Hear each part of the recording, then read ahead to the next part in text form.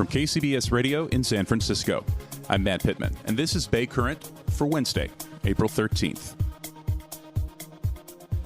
Tomorrow marks 2 weeks ago that we learned the sad news about Grinnell, the male Peregrine Falcon who resided with his mate Annie atop the iconic Campanile on the UC Berkeley campus. Grinnell was found dead in the road in downtown Berkeley, likely having suffered a serious injury in a fight with a floater, another falcon from close by. But my, how events move fast in nature. Just 2 weeks later, Annie has found a new guy. That's literally what Falcon Cam Twitter has taken to calling him, new guy. After he arrived on the scene, he and Annie instantly established a bond. And it's the latest chapter in a story that, just when you think it can't tug at the heartstrings anymore, it just wraps us back in, teaching us so much about the incredible creatures that we humans are blessed to share our environment with, and perhaps teaching us humans a little more about love, community, and family.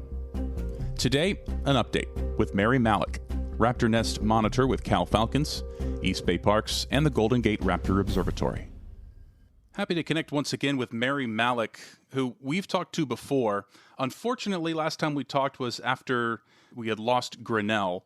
But what an outpouring of interest, certainly for this podcast, one of the most listened to episodes of the Bay Current podcast. And Mary, I know that based on your Twitter feed, that interest was wide ranging. And there are so many new developments now as Annie has new company in her life as well. So we'll just dive right in. First and foremost, Mary, tell me about the response that you got, that Cal Falcons, that so many in your community got after the very sad news about Grinnell's passing. Well, one of the things that, besides all of the people who responded, either on Facebook or Instagram or Twitter, people came to campus and actually set up at the base of the tower a little memorial with vases and flowers and the sweetest notes that you can imagine. And it just continues to grow. I think some of it's been removed. We had pretty heavy winds lately, and some of the vases got broken. Yeah. So there's been a lot of that. People were very affected by his death, and heartened again by his replacement with a new male. With new guy. A new guy, yeah.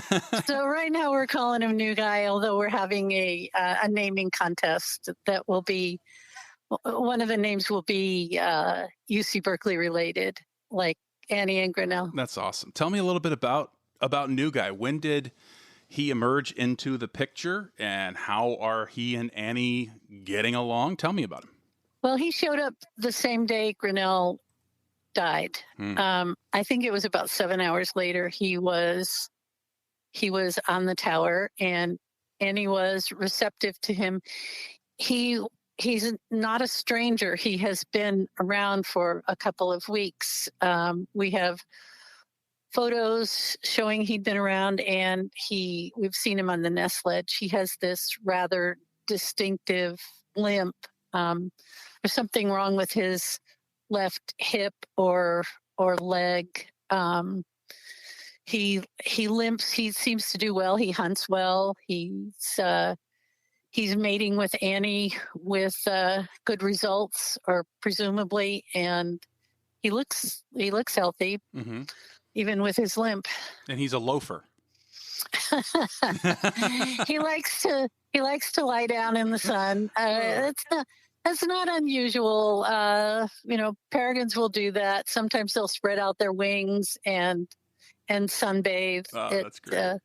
It warms them up. It rests them. It kind of warms their bellies probably when they lie on a warm flat surface. And it probably helps to kill some of the ectoparasites that they've got in their feathers. Interesting.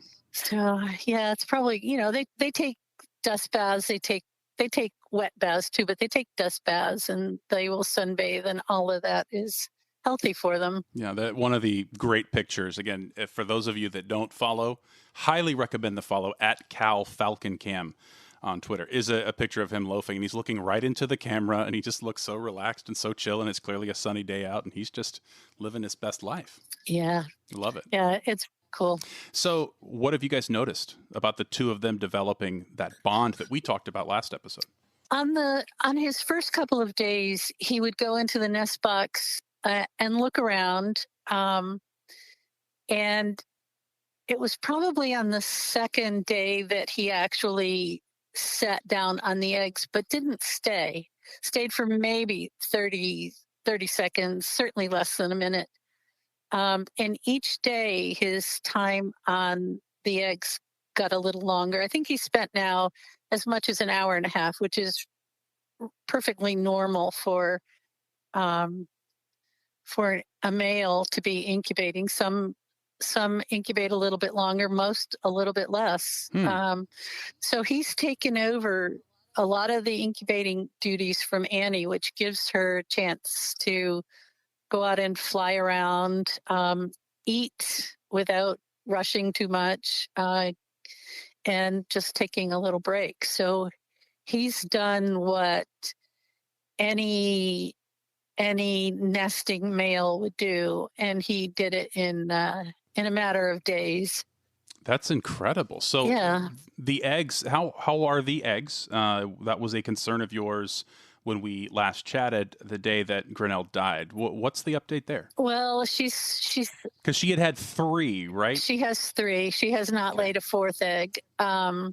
It's complicated. It's possible that that 3rd egg that was laid is actually the 4th egg, and something else happened to the 3rd one that we don't know.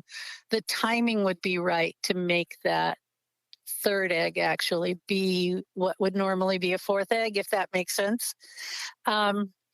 And right now we have no way of telling if they're fertile and if they'll hatch. They're due to hatch around May 7th, and so we'll all be watching then. Yeah, no kidding. So I want to go back to that just for a minute. To have new guy come in and within a day or two take on those nesting behaviors. You mentioned the time that he would spend incubating being longer than even, the daddy would, Grinnell would, right?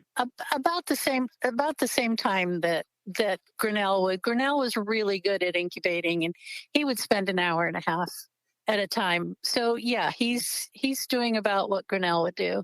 And that has to be just an instinctual thing for new guy, right? Just knowing that this is the situation that Annie has. These eggs are here. This is what we do. Yep.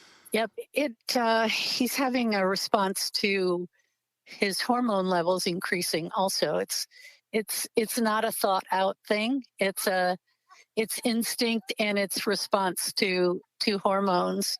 I think it's a little surprising that it happened so quickly, but not surprising that it happened. When we last chatted, I had asked how long might it be before some of the floaters coming from outside that weren't in the nest with Annie and Grinnell, how long would it be before they had an idea that Grinnell was gone? And you said, oh, they already know. And so you anticipated that we would have a new guy fairly soon, but was this faster than even you might have anticipated?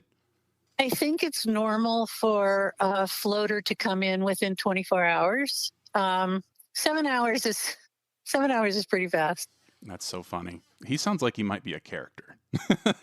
Like he just might have a little bit of personality to him. He's a little bit different in some ways from Grinnell. I think most peregrines that are in cities and in urban areas where there's a lot of ambient light will hunt at night. But his first week, until 2 days ago, I think it was Sunday, we hadn't seen him bring food in during the daytime. He probably did. We just, the cameras can only point in so many directions.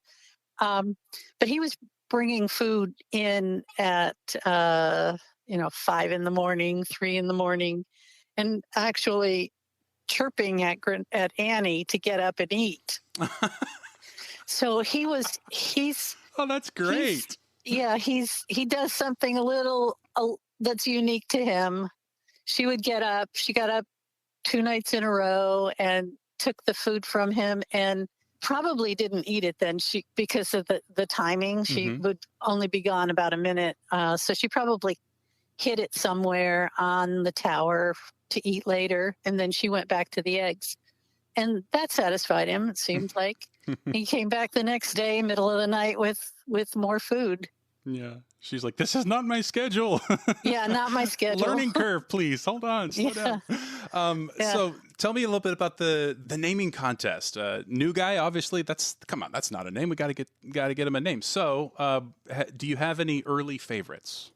Yeah, there's a list that is going to be presented tomorrow, okay. I think. Yeah, tomorrow. And I don't want to okay. I don't want to jump the gun on that. And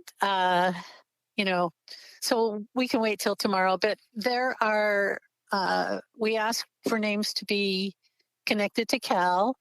Annie and Grinnell, of course, were connected to the Museum of Vertebrate Zoology, and a lot of the names that we got were also connected to Museum of Vertebrate Zoology, plus some other names. And yeah, they will be announced tomorrow, and then people can start to vote on them. That's great. I have officially gone down the rabbit hole on the Facebook comments. That's literally what I'm looking at right now.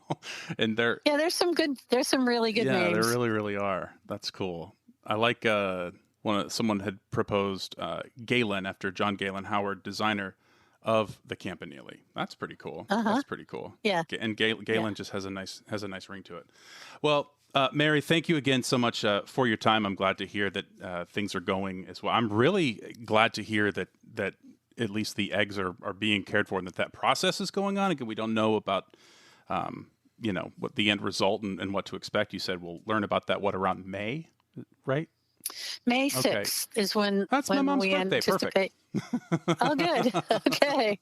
And but that was a concern when we last chatted. That's really cool to hear. Good to hear that Annie is doing well and that new guy has just got a lot of people very curious and entertained. So we'll be following the naming. He's a keeper. Yeah, that's great. That is awesome. Mary, thank you so much for your time. Do appreciate it. And thank you.